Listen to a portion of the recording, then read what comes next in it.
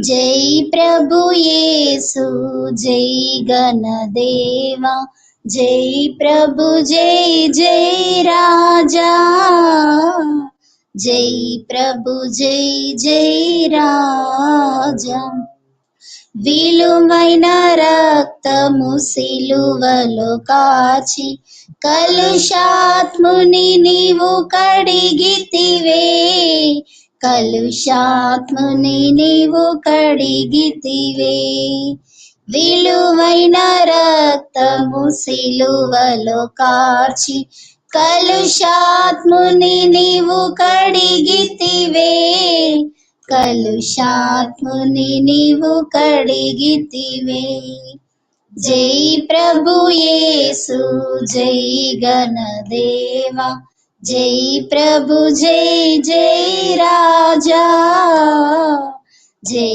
ప్రభు జై జై రాజా నా శైలమై యేసు నన్నావరించగ ఏ శోధనైనా గెల్చునా ఏ శోధనైనా గెల్చునా నా శైలమై యేసు నన్నావరించగ ఏ శోధనైనా గెల్చునా ఏ శోధనైనా గెల్చునా జై ప్రభు యేసు జై గణదేవా జై ప్రభు జై జై రాజా జై ప్రభు జై జై రాజా కడు భీకరమగు తుఫానులాలు విడువక జయముగా నడుపుచున్నా విడువక జయముగా నడుపుచున్నా కడు భీకరమగు తుఫానులాలు విడువక జయముగా నడుపుచున్నా విడువక జయముగా నడుపుచున్నా జై ప్రభు యేసు జై గణదేవా జై ప్రభు జై జై రాజా జై ప్రభు జై జై రాజా పసితనము నుండి ముదిమి వరకు విసుగక ఎత్తుకొను రక్షక విసుగక ఎత్తుకొను రక్షక పసితనము నుండి ముదిమి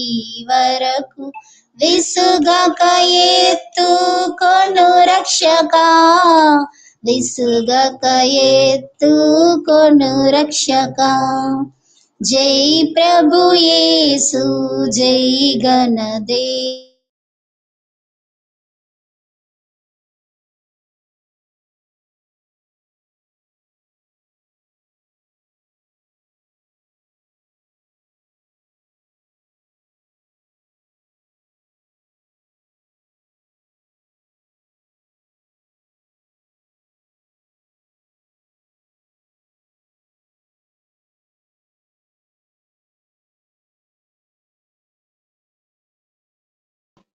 మ్యూట్ లోకి వెళ్ళిపోయారు కదమ్మా. అవునక్క, వాళ్ళది బ్యాక్ వెళ్ళారు, మళ్ళీ జాయిన్ అవుతారు అనుకుంటా. సిగ్నల్ లేదమ్మా. Okay okay.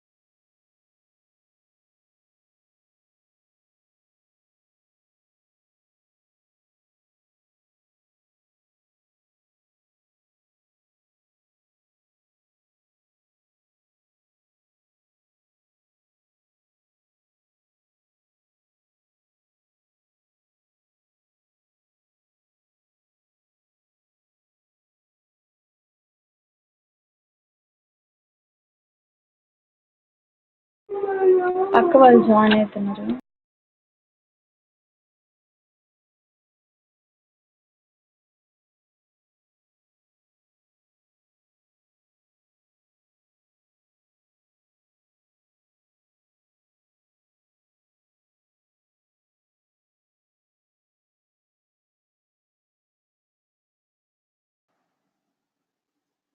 ఇప్పుడు వినిపిస్తుందా ఎర్లీ?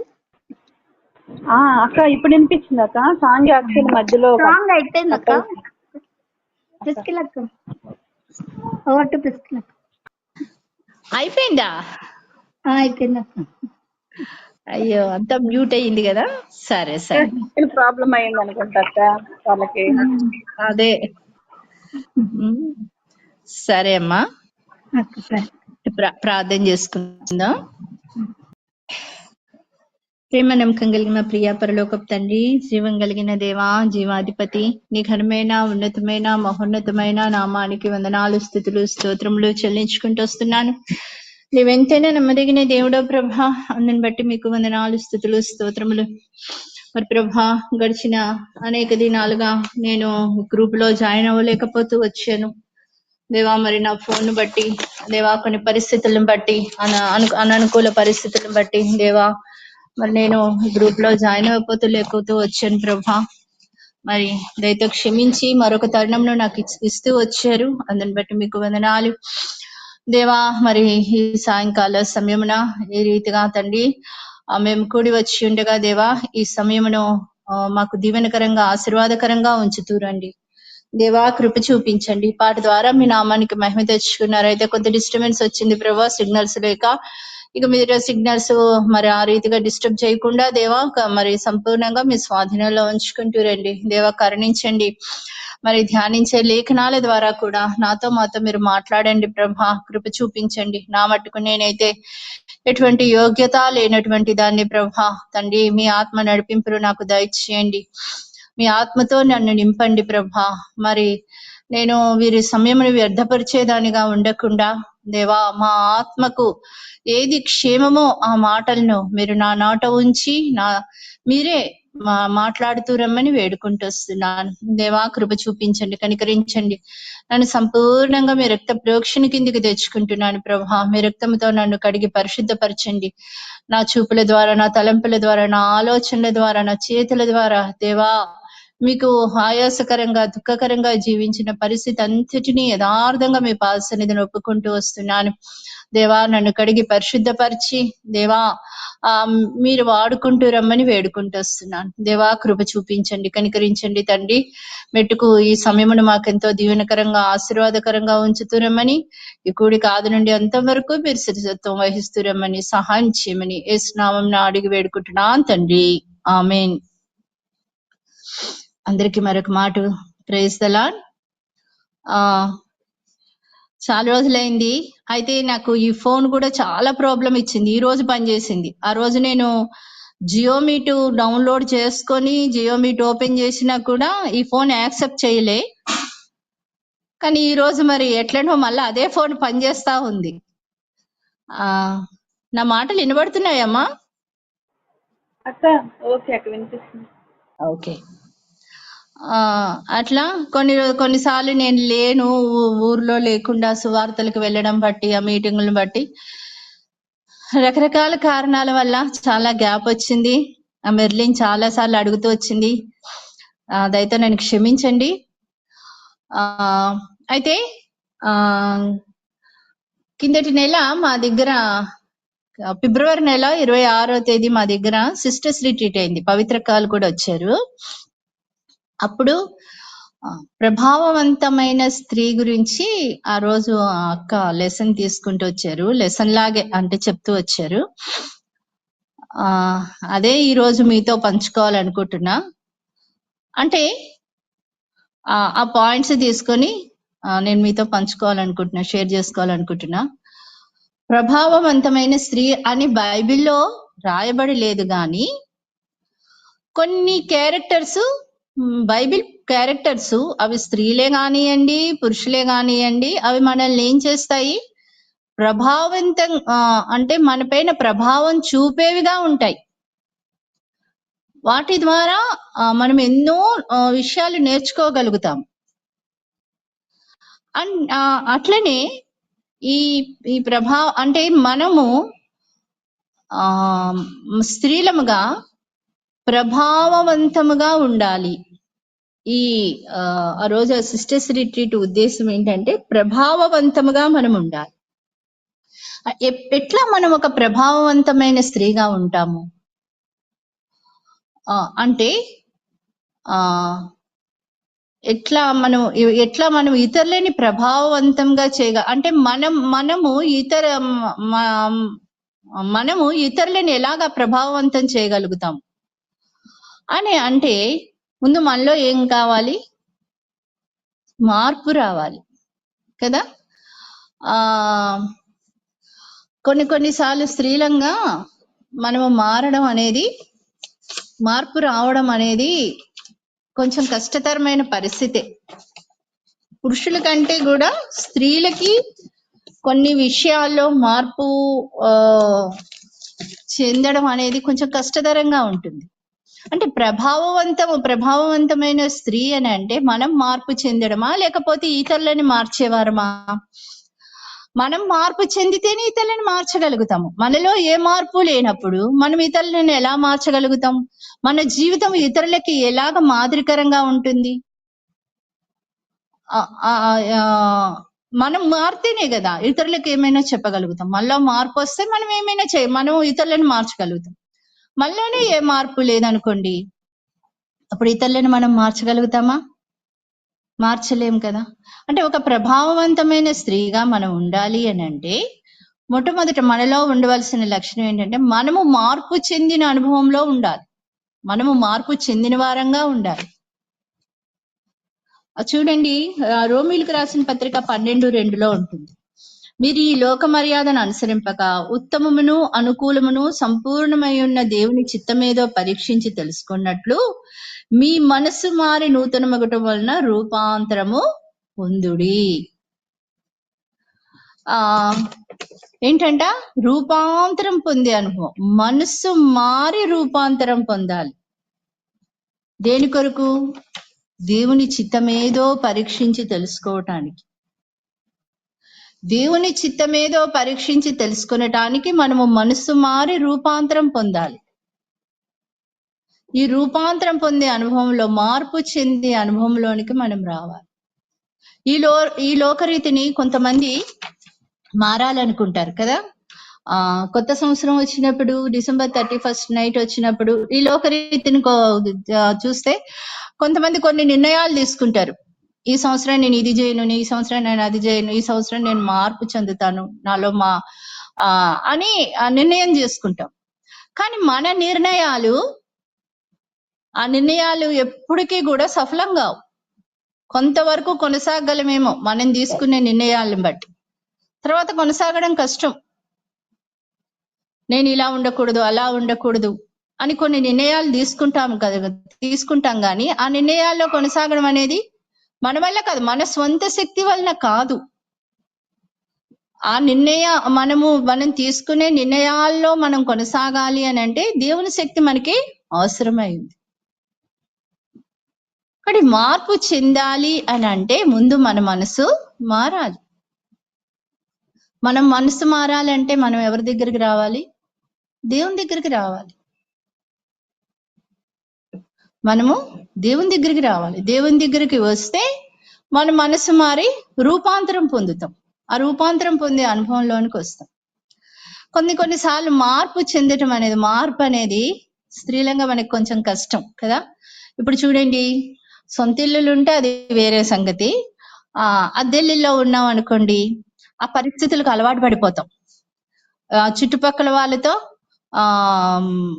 కలిసి ఉండడం, ఆ పరిస్థితులకు, ఆ వాతావరణానికి అలవాటు పడిపోతాం. ఇప్పుడు ఆ ఇల్లు మారి ఆ ఇంట్లో మనకి అనుకూలత లేదు, ఆ ఇల్లు మారాల్సిన పరిస్థితి వచ్చినప్పుడు ఆ ఇల్లు మారి వేరే ఇంటికి వెళ్ళాలంటే మనకి ఎంతో కష్టంగా ఉంటుంది. ఆ ప్రాంతాన్ని విడిచిపెట్టాలంటే విడిచిపెట్టలేం. ఇట్లా చాలా ఉంటాయి చూడండి. కొన్ని కొన్ని బట్టల విషయానికి వచ్చామనుకోండి, చీరలు ఎన్నో ఉంటాయి కానీ మనకేవో పాత చీరలు అవే మనకి నచ్చుతాయి. వాటిని ఎవరికి ఇవ్వడానికి కూడా ఇష్టపడం. వాటిని జాగ్రత్తగా దాచిపెట్టుకుంటాం అనమాట. ఒకసారి సుదర్శన్ అన్న మా దగ్గరికి వచ్చినప్పుడు, ఈ ఇల్లు మళ్ళా అంతా పెయింటింగ్ అంతా చేస్తున్నప్పుడు అప్పుడు పాతవన్నీ తీసి పడేయమన్నా నేను అన్నని. పాతవన్నీ అటక మీద ఉంటే వద్దు, ఇవన్నీ తీసి బయట పడేసాయి. నాకు పాతవంటే నాకు అంత ఇష్టం ఉండదు. ఏది అప్పటికప్పుడు అయిపోవాలంట. అన్నేమో అన్ని దాచిపెడతారు. చిన్న వస్తువు దగ్గర నుంచి అది అవసరం లేకపోయినా దాచిపెడతాడు. ఇక ఆ రోజు అన్ని తీసి బయటపడేస్తుంటే సుదర్శన్ అని అన్నారు, అక్క అంత రివర్స్ లో ఉంది అక్క మీ ఇంట్లోని. మేము చాలా ఇంటికి రెనోవేషన్ చేయడానికి వాటికి వీటికి వెళ్ళినప్పుడు అక్కడ పాత వస్తువులు పడేయడానికి అసలు ఇష్టపడరు సిస్టర్స్. బ్రదర్స్ ఏమో పడేయమంటారు, సిస్టర్స్ ఏమో దాచుకుంటారు. నిజం, సిస్టర్స్ గా మనకు ఉండేది ఏంటి? దాచుకోవటం అనమాట. కొన్ని వాటి మీద మనకి ప్రాణం బాగా ఆశ. అవి అవసరం లేకపోయినా, వాటితో అవసరం తీరిపోయినా, అవి పాడైపోయినా కూడా మనం ఏం చేస్తాము? వాటిని పడేయటానికి ఇష్టపడము. ఇది భౌతికంగా. ఆత్మీయంగా కూడా దేవుని దగ్గరికి వచ్చిన తర్వాత కూడా కొన్ని విడిచిపెట్టడానికి మన మనసు ఇష్టపడదు. ఎప్పుడైతే, అందుకే రోమిల్ రాసిన పత్రికలో ఉంది కదా, మీరు ఈ లోక మర్యాదను అనుసరింపక ఉత్తమమును అనుకూలమును.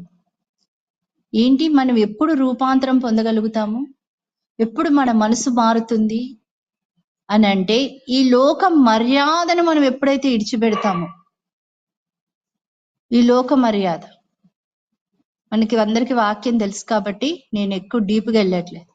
ఈ లోక మర్యాదను అనుసరింపక అంటే లోకమునైనను లోకములో ఉన్న వాటినైనను ప్రేమింపకుడి అని దేవుని వాక్యం సెలవిస్తుంది. లోకంలో ఉన్నదంతా ఏంటి? నేత్రాస, శరీరాస, జీవపు డంబం. వీటిని సంపూర్ణంగా విడిచిపెట్టే అనుభవంలోనికి మనం రావాలి. నేత్రాస, శరీరాస, జీవపు డంబం. ఈ నేత్రాస అనేది స్త్రీలంగా మనల్ని ఎంతగా ఆకర్షిస్తుందంటే ఇంకా దానికి మనం చెప్పక్కర్లేదు, ఎవరిది వాళ్ళకే తెలుస్తుంది. చెప్తున్నాను, నాకు కూడా చెప్తున్నాను. నేత్రాస ఏందిరా గూగుల్ అకౌంట్ ఎందుకు మారుస్తున్నారా? సారీ. ఈ నేత్రాస అనేది మనల్ని ఎంతగా ఇది చేస్తుందంటే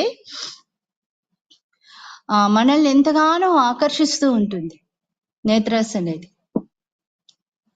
చూడండి, మనకి ఎన్నో వస్తువులు ఉంటాయి ఇంట్లోని, కానీ బయటకు వెళ్ళి చూసినప్పుడు ఆ వస్తువుల్ని చూస్తే ఆకర్షణ. అవి అవసరం లేకపోయినా వాటిని మనం తెచ్చుకుంటాం, దాచుకుంటాం. ఒక్కొక్కరికి ఒక్కొక్క రకమైన ఆకర్షణ ఉంటూ ఉంటుంది. కొంతమందికి బంగారం, ఎన్ని నగలున్నా వారికి తృప్తి తీరదు, ఇంకా నగలు కొనాలి, దాచుకోవాలి. కొంతమందికి చీరలు, బీరువాలో ఎన్ని చీరలున్నా కూడా తృప్తి తీరదు అనమాట, ఇంకా కొనాలి, ఇంకా తెచ్చి దాచుకోవాలి. ఇట్లా రకరకాలైన ఆకర్షణ. శరీరాస, అందంగా కనబడాలనే ఆశ, శరీరాస, జీవపుడం, ఇవన్నీ ఈ లోకములో ఉండేవే, ఈ లోక మర్యాదను అనుసరించేవి ఇవన్నీ.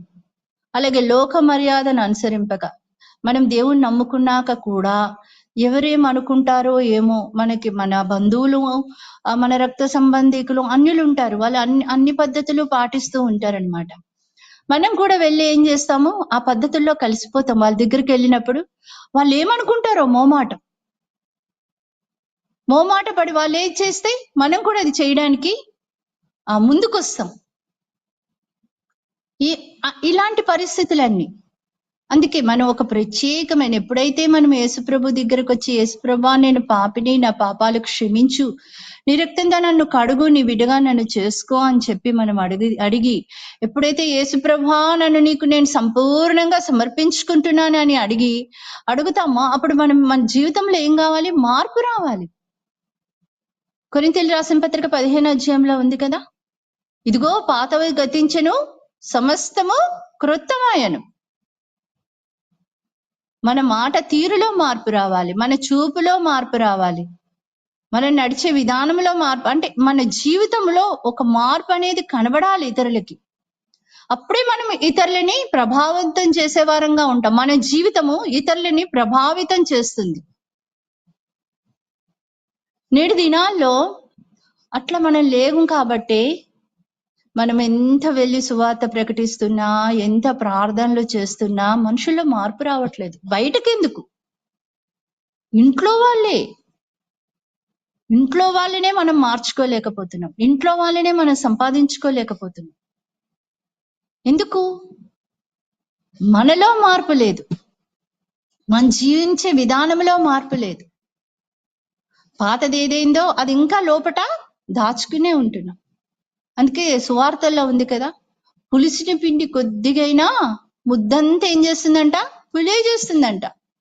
మంచి పిండే, కొత్త పిండే, కానీ ఫ్రిడ్జ్ లో దాచిపెట్టింది ఆ పులిసిన పిండిని తీసుకొచ్చి ఏం చేస్తాం, ఆ కొత్త పిండిలో కలుపుతాం అనమాట. గోధుమ పిండి మిగిలిపోయింది అనుకోండి, ఏం కాదు కలిపేస్తే అయిపోతుందని.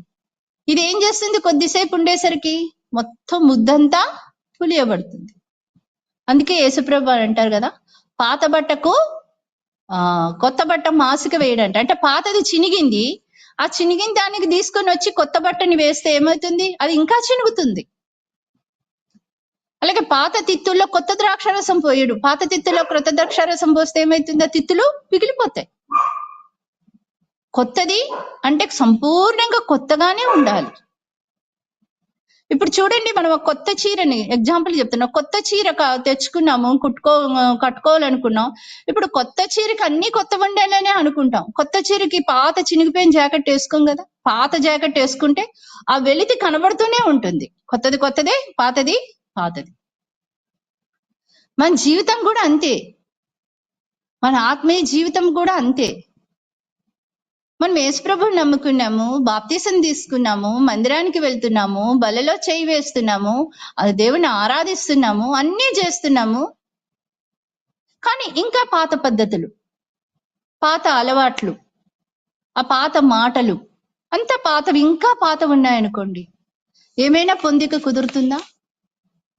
మనం చేసే ఆరాధనకి విలువ ఉంటుందా? మనం చేసే ఆరాధన ఇతరులని ప్రభావితం చేస్తుందా? మనం చేసే ప్రార్థన, మన ప్రార్థన ఎవరైనా వింటే ఆ ప్రార్థన వల్ల వాళ్ళలో ఏమైనా మార్పు వస్తుంది, వాళ్ళు ఏమైనా కదిలింపబడుతుందా? అంటే ఒక ప్రభావవంతమైన స్త్రీగా ఉండాలి అని అంటే మనలో ఏం కావాలి, ముందు మనము దేవుని చిత్తాన్ని తెలుసుకునే వారంగా ఉండాలి, మనం మార్పు చెందే వారంగా ఉండాలి. అప్పుడే మనం ఒక ప్రభావవంతమైన స్త్రీగా ఉంటాం.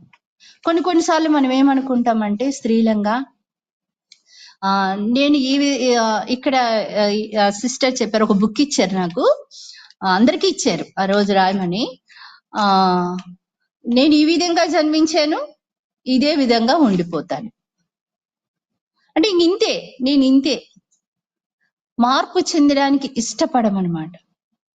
ఈ లోకరీతిని చూస్తే కొంతమంది ఉంటారు, వాళ్ళకి ఎంత చెప్పినా కూడా నా వల్ల కాదు, నేను చెయ్యలేను, నేను ఇంతే, నేను ఇలాగే ఉంటాను, ఇంకా నా బతికింతే, నేను ఇందుకొరకే జన్మించాను, నేను ఇంకా మారలేను. మనల్ని మనం అనుకుంటాం. సాతాను ఏం చేస్తాడంటే మనల్ని నిరాశపరుస్తాడు, మనల్ని మార్పు చెందనీయడు. మార్పు చెందటం అనేది సాతానికి అస్సలు ఇష్టం ఉండదు. కానీ సాతాను ఏం చేస్తాడంటే మనల్ని నిరాశకి గురి చేస్తాడనమాట. ఒకలాంటి భయం కలగజేస్తాడు. ఏదైనా స్త్రీలంగా మనకి చాలా భయం ఉంటుంది. ఏదైనా ఒక పని ముందుకు చెయ్యాలి అని అనుకుంటే 10 ఆలోచనలు ఆలోచిస్తాం. ఇలా చెయ్యొచ్చా చెయ్యకూడదో, ఇది చేస్తే ఏమవుతుందో ఏమో, ఇట్లా చాలా రకాల భయాలు ఉంటాయి మనకి. కొన్నిసార్లు ఆ భయంతో ముందడుగు వేయం. నేను సువార్తలకు వెళ్తూ ఉంటాను కదా, సువార్త చెప్పడానికి వెళ్తాం. సువార్త చెప్పడానికి వెళ్ళిన తర్వాత ఒక వీధిలోకి వెళ్ళేటప్పుడు ఒక ఇంటి తలుపు తట్టాలంటే నాకు ఎంత భయం అవుతుంది తెలుసా, లోపట ఎంత పోరాటమో నాకైతే. ఇప్పుడు ఈ తలుపు తట్టి వీళ్ళని పిలిచిన తర్వాత లోపటి నుంచి ఎటువంటి వ్యక్తులు వస్తారు? వీళ్ళకి ఇప్పుడు దేవుని గురించి చెప్తే వీళ్ళు ఏమనుకుంటారో ఏమో. నేను వెళ్ళింది దేనికి?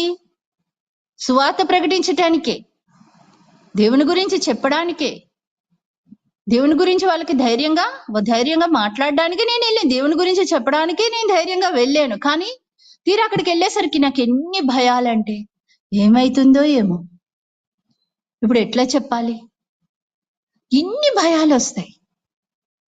అలాగే నేను చెప్పకుండా వెనక్కి వచ్చేసాను అనుకో, నేను దేవుని పని చేయగలుగుతానా? చెయ్యలేను. మళ్ళా దేవుని సహాయం కోరుకొని మళ్ళా సువార్త చెప్తూ వస్తాడు.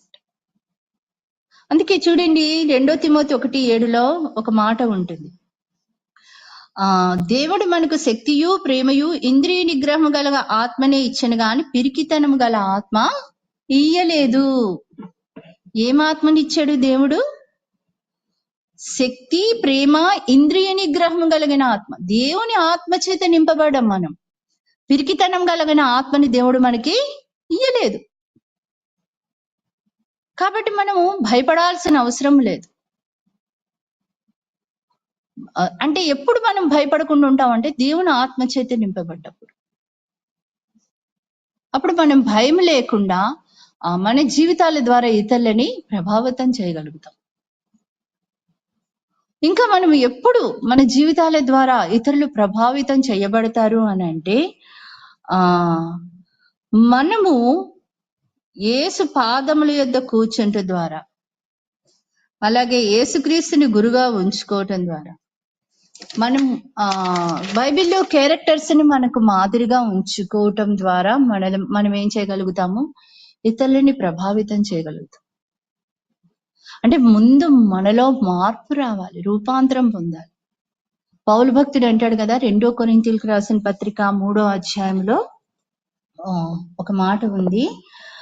అక్కడ ఒక మాట అంటాడు, మీ హృదయముల మీద వ్రాయబడి ఉండి మనుషులందరూ తెలుసుకొనిచు చదువుకొనిచున్న మా పత్రిక మీరే కారా? రాతి పలక మీద గాని సిరాతో గాని వ్రాయబడక మెత్తని హృదయములను పలకల మీద జీవము గల దేవుని ఆత్మతో మా పరిచర్య మూలంగా వ్రాయబడిన క్రీస్తు పత్రికే ఉన్నారని మీరు తేటపరచబడుచున్నారు. ఏంటంట? మా పత్రిక మీరే కారా? మనం ఎలా అంట? దేవుని పత్రికలంగా ఉండాలి. పౌలు భక్తుడు చెప్తున్నాడు. అంటే మనల్ని చూసిన వాళ్ళు క్రీస్తుని చూడాలి. మనని చదవగలగాలన్నమాట. మన గురించి మనం చెప్పుకోవడం కాదు, కానీ మనని చూసిన వాళ్ళు, వీళ్ళు క్రీస్తు యేసు ప్రభువుని నమ్ముకున్న వాళ్ళు, వాళ్ళు అలా మాట్లాడరు, వాళ్ళు అలా ప్రవర్తించరు, వీళ్ళు చెడ్డ మాటలు మాట్లాడరు, వీళ్ళు అన్యాయం చేయరు, వీళ్ళు మోసం చేయరు అని మన గురించి ఇతరులు సాక్ష్యం చెప్పగలిగేలాగా ఉండాలి. వీళ్ళు అన్యులతోటి కలిసి ఉండాలి, గాని వాళ్ళు పాటించే పద్ధతులు ఏవి కూడా మనము పాటించకూడదు. అది ఈ లోక మర్యాదను అనుసరింపక ఈ లోక పద్ధతులకు మనం దూరంగా ఉండాలి.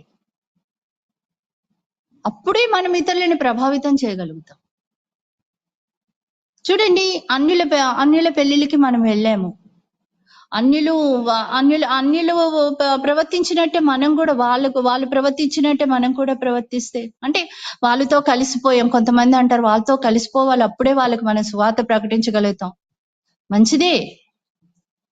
కలిసిపోవడం అంటే వాళ్ళు చేసినవన్నీ చేయమని కాదు. వాళ్ళు పూసుకున్నట్టుగా మనం గంధాలు పూసుకోవటం, వాళ్ళు చల్లినట్టుగానే మనము అక్షింతలు చల్లడం, వాళ్ళు తయారైనట్టుగానే మనము తయారవడం, ఇది కాదు. అరే వీరు దేవుని బిడ్డలు, వీళ్ళు మనకి అలాంటి పనులు చెయ్యమని, గంధం పూసుకోమని గాని, అంటే నేను కామన్ గా చెప్తున్నాను, దయచేసి అనుకోవద్దు. అక్షింతలు వేయమని గాని, గంధం పూసుకోమని గాని మనకి చెప్పడానికే వాళ్ళు భయపడాలి. అట్లా మన ప్రవర్తన ఉండాలి. అది ఈ లోక మర్యాదను అనుసరింపక. కాబట్టి చూడండి, అంటే బైబిల్లో ఇది ఒక్క క్యారెక్టర్ కొంత సమయం చూసుకుందాము. ప్రభావితం చేసిన స్త్రీ చూడండి, అందరికీ తెలుసు యోహాను సువార్త 4వ అధ్యాయంలో ఉన్న ఈ స్త్రీ. ఇంట్రొడక్షన్ ఏమి ఇవ్వక్కర్లేదు, ఈమె గురించి మనకు అందరికీ బాగా తెలుసు. సండే స్కూల్ పిల్లల దగ్గర నుంచి అందరికీ తెలుసు. యోహాను సువార్త 4వ అధ్యాయంలో ఉన్న స్త్రీ ఎవరు? సమరయ స్త్రీ. ఈ స్త్రీ జీవితం ఎలాగ ప్రభావితం చేసింది? ఒక ఊరిని మార్చింది ఆ స్త్రీ వెళ్ళి. అసలు ఆ స్త్రీ యొక్క పరిస్థితి చూస్తే మిట్ట మధ్యాహ్నం 12 గంటల సమయంలో ఆమె నీళ్లు చదువుకోవడానికి వచ్చిందంట.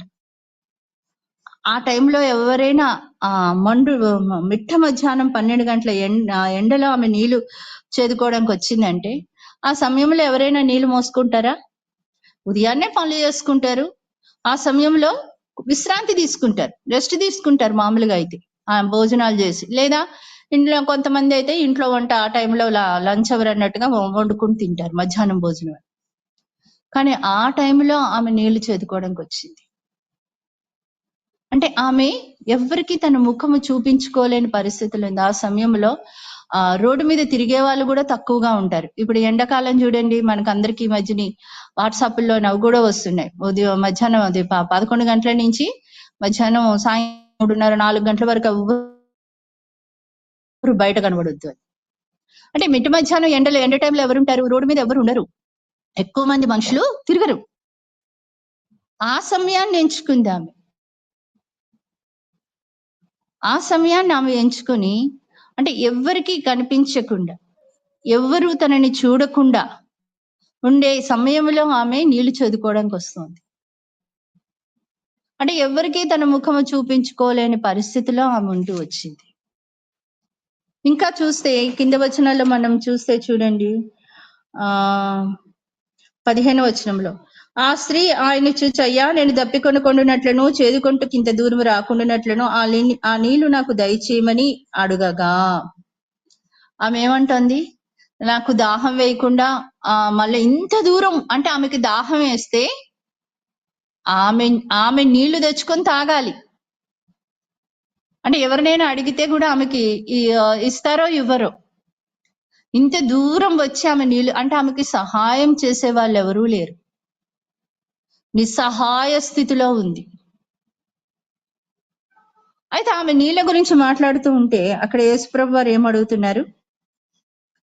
యేసు నీ వెళ్ళి నీ పెనిమిటిని పిలుచుకుని ఇక్కడికి రమ్మని ఆమెతో చెప్పాను. ఆమె దాహం కొనకుండానట్లు నాకు నీళ్ళు ఇవ్వు అని అడిగితే యేసుప్రభు వారు ఏం చెప్తున్నారు? వెళ్ళి నీ పెనిమిటిని పిలుచుకురా. అంటే ఆమె హృదయంలో ఆమె హృదయం ఎలా ఉందో తెలుసుకోవాలనుకుంటున్నారు యేసుప్రభు వారు. ఆమె ఒక నిస్సహాయ స్థితిలో ఉంది, ఎవరికి తన ముఖము చూపించుకోలేని స్థితిలో ఉంది. అటువంటి స్త్రీకి సహాయం చెయ్యాలని యేసుప్రభు వారు అనుకుంటున్నారు. అందుకే అడుగుతున్నారు, నీ భర్తను పిలుచుకుంటా. అంటే నీ భర్త కూడా నీకు సహాయం చెయ్యడా అని. అంటే ఆమె యథార్థతని తెలీదు యేసుప్రభు వారికి. ఆమె హృదయం తెలుసు, ఆమె పరిస్థితి తెలుసు. కాబట్టి ఆమె యథార్థంగా ఒప్పుకోవాలన్న ఉద్దేశంతో యేసుప్రభు వారు అడిగితే ఆమె నిజంగా ఒప్పుకుంది. నాకు భర్త లేడు. ఆమె చెప్పిన సమాధానం చూడండి. ఆ స్త్రీ నాకు పెనిమిటి లేడనగా యేసు ఆమెతో, నాకు పెనిమిటి లేడని చెప్పిన మాట సరియే. అంటే నీ భర్తను పిలుచుకునిరా. నాకేమో తలంపు వచ్చిందంటే, నీ భర్తను పిలుచుకునిరా అంటే నాకు సహాయం చేసే వాళ్ళు ఎవరూ లేరని చెప్పి నువ్వు అంటున్నావు కదా, మరి నీకు భర్త లేడా? మరి నీ భర్త ఉంటే నీకు సహాయం చేస్తాడు కదా, వెళ్ళి మరి నీ భర్తను పిలుచుకునిరా అని. అంటే ఆ ఉద్దేశంతో అడిగారేమో యేసుప్రభు వారు. అంటే ఆమె గురించి యేసుప్రభు వారికి పూర్తిగా తెలుసు. అయినప్పటికీ కూడా ఆమె ఏం చెప్తుందో తెలుసుకోవటానికి అడిగితే అక్కడ ఆ స్త్రీ యథార్థంగా ఒప్పుకుంది. నాకు పెనిమిటి లేడని చెప్పింది, నాకు భర్త లేడు. 5గురు ఉండేవాళ్ళు కానీ ఇప్పుడు ఉన్నవాడు భర్త కాడు. అంటే ఆమె జీవితంలో ఎన్ని రకాలైన పరిస్థితులు ఎదుర్కొంటూ వచ్చిందో. ఈ లోకంలో ఈ లోకరీతిని చూస్తే ఒకళ్ళని చేసుకొని ఆ భర్త చనిపోయిన తర్వాత వేరే వాళ్ళని చేసుకుంటేనే ఈ లోకంలో వాళ్ళకి గౌరవం ఉండదు. దేవుని వాక్యానుసారంగా చూస్తే దేవుడు ఏం చేస్తున్నాడు చెప్తున్నా, దేవుని వాక్యం ఏం చెప్తోంది? ఉంటే ఉండొచ్చు, భర్త చనిపోయిన తర్వాత నువ్వు విధవరాలుగా ఉండగలిగితే మంచిదే. లేదు అంటే ఆ బంధం నుండి నీకు విడుదల కలిగింది అని దేవుని వాక్యం సెలవిస్తుంది. కానీ ఈ లోకరీతిని చూస్తే అటువంటి పరిస్థితుల్ని ఒప్పుకోరు, వాళ్ళని ఎంతో నీచంగా చూస్తాం. ఇప్పుడు ఒకరు కాదు, ఇద్దరు కాదు, ఐదుగురు ఉండేవాళ్ళు కానీ ఇప్పుడు ఉన్నవాడు పెనిమిటి కాడు, భర్త కాడు. అంటే చూడండి ఆమె ఎంత భయంకరమైన పాపములో జీవిస్తూ వస్తుందో. ఆమె జీవితాన్ని ఎవరు ఒప్పుకోరు, అసలు ఎవరు యాక్సెప్ట్ చేసే స్థితిలో ఆమె లేదు. అంత తృణీకరింపబడిన స్థితిలో ఉందా. అటువంటి స్త్రీని దేవుడు దర్శిస్తూ వచ్చాడు, దేవుడు మాట్లాడుతూ వచ్చాడు ఆమెతోటి. ఎప్పుడైతే ఆమె పాపమును ఆమెకి చూపిస్తూ వచ్చాడో ఆమె వెంటనే ఏం చేసింది? 27వ వచనంలో చూస్తే, 28వ వచనంలో, ఆ స్త్రీ తన కుండ విడిచిపెట్టి ఊరిలోనికి వెళ్ళి ఏం చేసింది? నీళ్లు చేదుకోవటానికి తెచ్చుకున్న ఆ కుండ, అంటే ఆ నీళ్లతో నింపుకొని వెళ్ళే ఆ కుండని ఏం చేసింది? అక్కడ విడిచిపెట్టేసింది. అంటే దేవుని పాదాల దగ్గర తన పాప జీవితం అంతా విడిచిపెట్టింది. విడిచిపెట్టి పరుగున వెళ్ళి ఆమె చేసిన పని ఏంటి? ఆ స్త్రీ తన కుండపేట విడిచిపెట్టి ఊర్లోనికి వెళ్ళి, మీరు వచ్చి నేను చేసినవన్నీ నాతో చెప్పిన మనుషుని చూడుడి, ఈయన క్రీస్తు కాడా అని ఊరి వారితో చెప్పగా. ఎంత ధైర్యంగా సాక్ష్యం ఇస్తోందో చూడండి. ఆమె ముందు బయటకు వచ్చింది ఎప్పుడు? మిట మధ్యాహ్నం 12 గంటలప్పుడు, అంటే ఎవరు తిరగని టైములో ఆమె బయటకు వచ్చి నీళ్లు చదువుకొని పోవాలని వచ్చింది. అది చాలా దూరం వెళ్ళి ఆ నీళ్లు చదువుకొని పోవాలని వచ్చింది. పాపములో నిస్సహాయ స్థితిలో జీవిస్తున్నటువంటి నిస్సహాయ స్థితిలో ఉన్నటువంటి స్త్రీ, అంటే ఆమెకి సహాయం చేయడానికి ఎవరు ఇష్టపడరు. మళ్ళా భయంకరమైన పాపములో జీవిస్తున్నటువంటిది, తన జీవితం గురించి ఎవరి దగ్గర మాట్లాడడానికి కూడా ఆమెకి ఎటువంటి అవకాశము లేదు. ఎవరైనా చూడండి, 2-3 స్త్రీలు కలిస్తే ఏం చేస్తారు? తన కుటుంబం గురించి మాట్లాడుకుంటూ ఉంటారు కదా. ఇవి నా భర్త ఇలాగా, నా పిల్లలు ఇలాగా, నా అత్తమామలు ఇలాగా, తన కుటుంబం గురించి తను మాట్లాడుకుంటుంటారు. ఆమెకు అటువంటి అవకాశం కూడా లేదు. అంటే ఆమె మాట్లాడతానన్నా కూడా ఏం చేస్తారు? నవ్వుతారు. నువ్వేంది వచ్చి మాట్లాడుతున్నావు, నువ్వెవరి గురించి చెప్తావు, హేళన చేస్తారు. అటువంటి పరిస్థితిలో ఉన్న స్త్రీ ఎప్పుడైతే యేసుప్రభు వారితో మాట్లాడుతూ వచ్చిందో, ఎప్పుడైతే యేసుప్రభు ఆమెను దర్శిస్తూ వచ్చాడో, ఆమె పాప జీవితం అంతా చెప్తూ వచ్చాడో, వెంటనే ఏం చేసింది? ఆమె లోబడింది, రూపాంతరం పొందింది. అది మనసు మారిన అనుభవం. రూపాంతరం పొందిన అనుభవం అంటే సమరయ స్త్రీ. నాకు ఇది ప్రభావవంతమైన స్త్రీ గురించి చదువుతున్నప్పుడు నాకు ఇది ఇది జ్ఞాపకం వచ్చింది. ఆమె అంటే ఈ సమరయ స్త్రీని ఒక ప్రభావవంతమైన స్త్రీగా మనం చెప్పొచ్చు. ఎందుకంటే ఆమె వెళ్ళి చెప్పిన మాటను బట్టి ఊరు మొత్తం మారుతూ వచ్చింది. ఊరు మొత్తం దేవుని దగ్గరకు వచ్చారు, యేసుప్రభు దగ్గరకు వచ్చారు. ఆమె చెప్పింది ఏంటి చూడండి? మీరు వచ్చి నేను చేసినవన్నీ నాతో చెప్పిన మనుషుని చూడు, ఈయన క్రీస్తు కాడా నా ఊరి వారితో చెప్పగా, వారు ఊరిలో నుండి బయలుదేరి ఆయన యొద్దకు వచ్చిచుండిరి. ఏంటంట? ఆమె చెప్పిన మాటను బట్టి. ఇంకొక కింది వచనాల్లో కూడా ఉంటుంది, 39వ వచనం, నేను చేసినవన్నీ నాతో చెప్పినని సాక్ష్యం ఇచ్చిన స్త్రీ యొక్క మాటను బట్టి ఆ ఊరిలోని సమరయుల్లో అనేకులు ఆయన యందు విశ్వాసం ఉంచిరి. చూడండి, అనేకులు యేసుప్రభు మీద విశ్వాసం ఉంచారంట. ఆ ఊరిలో ఒక ఊరినే మార్చగలిగింది ఒక స్త్రీ. నేను చేసినవన్నీ నాతో వచ్చి చెప్పిన వాడిని వచ్చి చూడుడి అని చెప్పి. అంటే తన పాప జీవితం అంతా కూడా అక్కడ చెప్పుకోవడానికి ఆమె భయపడలేదు. నేను ఎంత పాపాత్మురాలినో, నేను ఎంత నీచమైన బ్రతుకు జీవిస్తూ వచ్చానో, అటువంటి నన్ను మార్చాడు, మీరు వచ్చి చూడండి. అదే సాక్ష్యం. అంటే ఆమె ఒకప్పుడు ఆ ఊరి ప్రజలతో మాట్లాడడానికే భయపడి ఉండొచ్చు. తన జీవితాన్ని తను కప్పిపెట్టుకుంటున్న పరిస్థితిలో ఉండొచ్చు. లేకపోతే ఆమె మాటలను ఎవరు నమ్ముతారు? ఒకప్పటికి ఇప్పటికీ ఆమెలో మార్పు ఆ ప్రజలకి కనిపించింది. తన జీవితాన్ని తను కప్పిపెట్టుకుంటూ ఉండొచ్చు. ఎవరైనా నువ్వేంటి, నువ్వు జీవిస్తున్న జీవితం ఏంటంటే వాళ్ళ మీద ఎదురు తిరిగి మాట్లాడుతూ ఉండొచ్చు. అటువంటి స్త్రీ ఇప్పుడు వచ్చి నేను పాపాత్మురాలనే, నేనేమేం తప్పులు చేశాను అవన్నీ నాతో చెప్పాడు, నిజమే, నేను అటువంటి స్థితిలో ఉన్నటిదాన్నే, కానీ ఇప్పుడు నా జీవితం మారింది. నా గురించి చెప్పిన నా బ్రతుకంతా ఏంటో చూపెట్టాడు. ఆయన నిజమైన దేవుడు, ఆయనే మెస్సయ్య అని ఆమె వచ్చి చెప్పిన సాక్ష్యాన్ని బట్టి ఒక ఊరు మొత్తం మారుతూ వచ్చింది. మరి మన జీవితాలే ఈ సమరయ స్త్రీ ఆ మార్పు నొందటం ద్వారా ఆమె ఒక ఊరిపైన ప్రభావం చూపిస్తూ వచ్చింది. ఆమె మార్పు చెందిన జీవితం ఒక ఊరి మొత్తం ఆమె చెప్పిన మాటను బట్టి అనేకులు ఆయన యందు విశ్వాసం ఉంచారంట. అంటే ఆమె ఎంత ప్రభావితం చేస్తూ వచ్చిందో చూడండి ఆ ప్రజలను. అంటే క్రీస్తుని చూపిస్తూ వచ్చింది. కానీ మన జీవితాలు ఎలా ఉన్నాయి? మనం మార్పు చెందాం, దేవుని దగ్గరికి వచ్చాం, మనం సంపూర్ణంగా మార్పు చెందిన వారంగా ఉన్నామా? ఊరిని కాదు, మన జీవితాలు, మన కుటుంబస్తుల్ని మార్చగలుగుతున్నాయా? మన కుటుంబస్తుల పైన మనం ప్రభావం చూపగలుగుతున్నామా? ఈ మధ్యన కొత్తగా మా దగ్గరకు ఒక అత్త కోడలు వస్తున్నారు.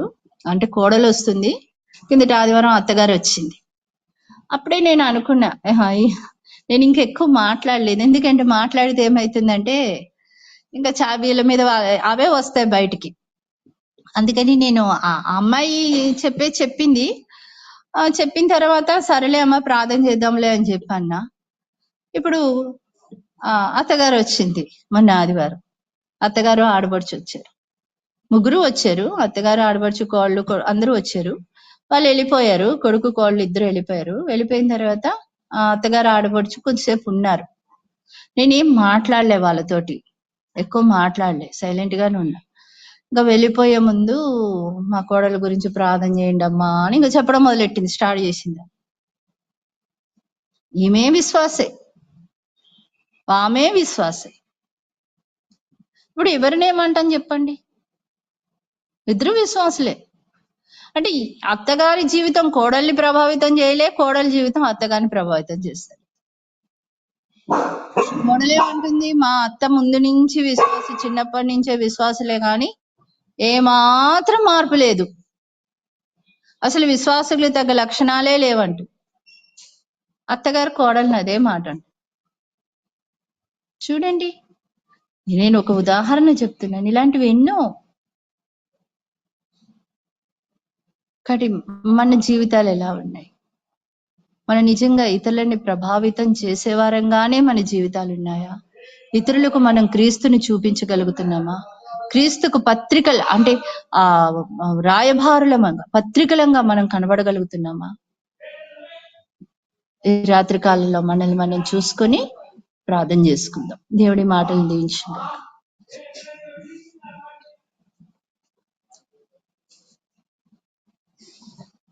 మెర్లిన్